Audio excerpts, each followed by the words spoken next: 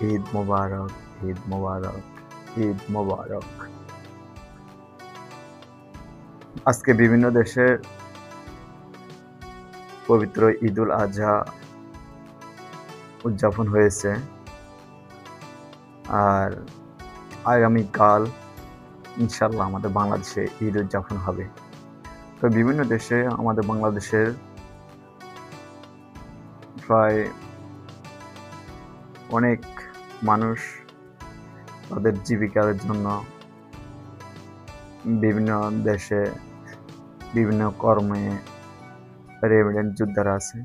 তারা পরিবার, পরিজন, মা, বাবা, ভাই, বোন এবং ছেলের সন্তান, স্ত্রী, বন্ধু-বান্ধব সবাইকে রেখে ঈদ উদযাপন করতেছে।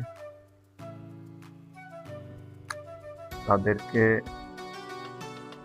সবাইকে বিশেষ করে ঈদের শুভেচ্ছা, ঈদ মোবারক।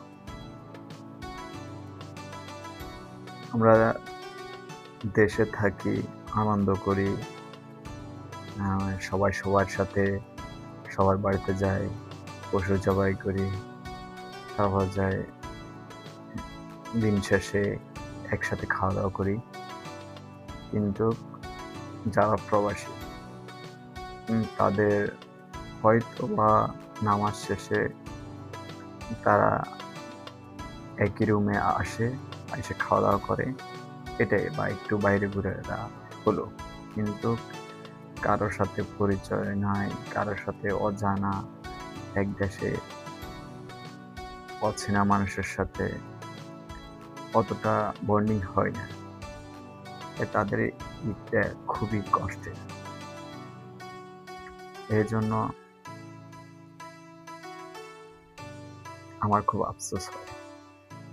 আমি মাঝে, মাঝে যখন বাড়িতে ঈদ করার জন্য যেতে না পারি, ফ্যামিলি ছাড়া ঈদ করি শহরে, তখন আমার কাছে মনে হয় আমি প্রবাসে আছি।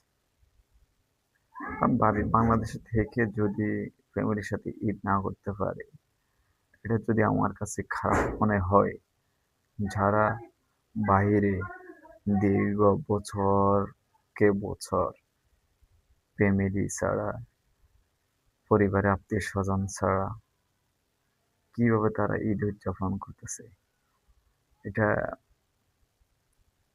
আমার মাথায় ধরতেছে না।